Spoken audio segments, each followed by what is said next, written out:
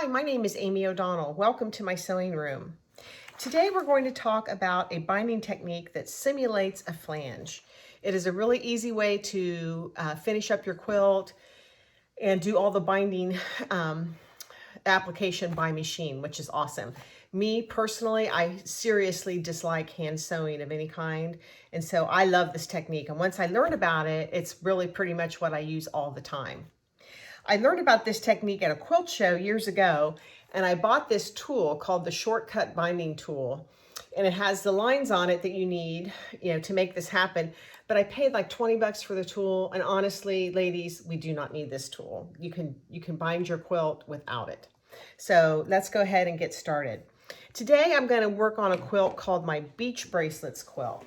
And this is a quilt that I made. It's a strip quilt, all in blues and whites, very beachy looking.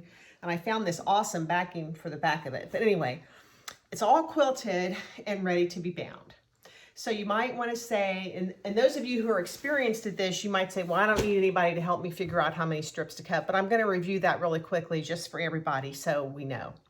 So I measured my quilt and it is 60 by 72 inches.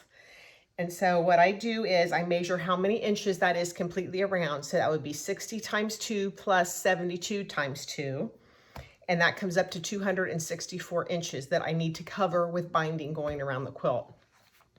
I need some extra so I can join my ends of my bindings together.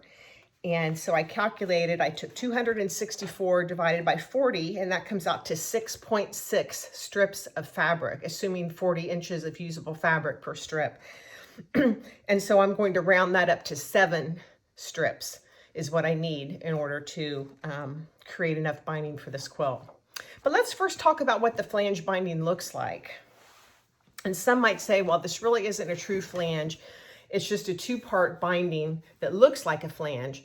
But here is the binding. I made one of these mini mosaic quilts, a wall hanging quilt. And here is the flange binding that I put on the quilt. I could have easily done it, both pieces in green if I wanted to. You don't have to necessarily use contrasting fabrics, but this is what I chose to do for this giraffe. And I think it turned out really cute. I think it's a nice accent to the piece. The other piece I'm going to show you is a wall hanging that I made. I took a thread painting class, and these are all just scraps of fabric that I had, and we appliqued these pieces on, and then we learned how to thread paint to give it texture and dimension. But here's the flange binding that I chose for this. And like I said, these are just scraps that I had laying around in my scrap bin, but I did like a slight contrast here. So that's what the flange binding looks like there. So anyway, that's what we're going to be doing today. We're going to learn how to do the flange binding. So go ahead and measure your quilt and determine how many strips you need. And then coming up next, we're going to talk about cutting the strips and preparing to make our binding. Okay, I've got my Beach Bracelets quilt laying out here on my cutting table, and now I need to decide which fabric do I want for my outer binding and which fabric do I want for my inner little flange that's going to show. I've already kind of decided what I want to do, and let me show you. I've got the edge of the quilt laying here, and I'm going to have this one as my flange. So this will be the tiny little accent strip that we're going to have. And I'm going to use this one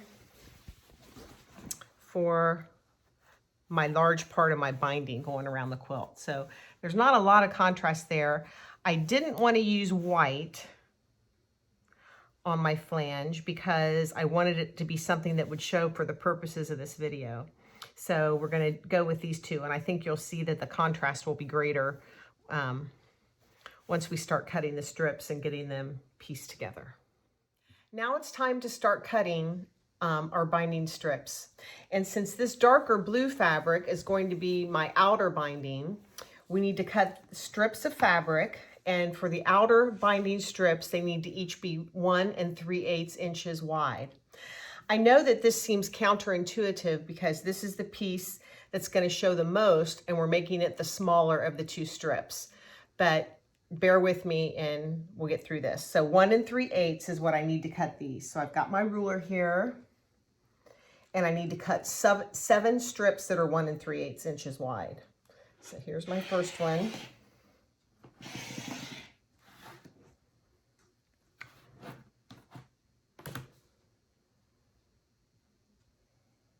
And it helps to put this little note, sticky note on the ruler to be able to cut accurately.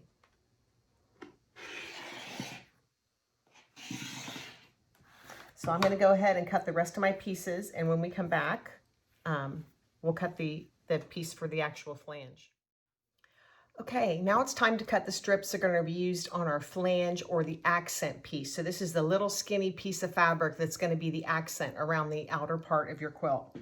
Now those strips, we also need to cut 7 of those, and they need to be cut 1 3/4 inches. So I've got my ruler here and I'm measuring to 1 3/4. That's a little easier to cut than 1 3/8. I don't like those 1/8 of an inches, but we do what we have to do. So I'm going to cut 7 strips that are 1 3/4 inches.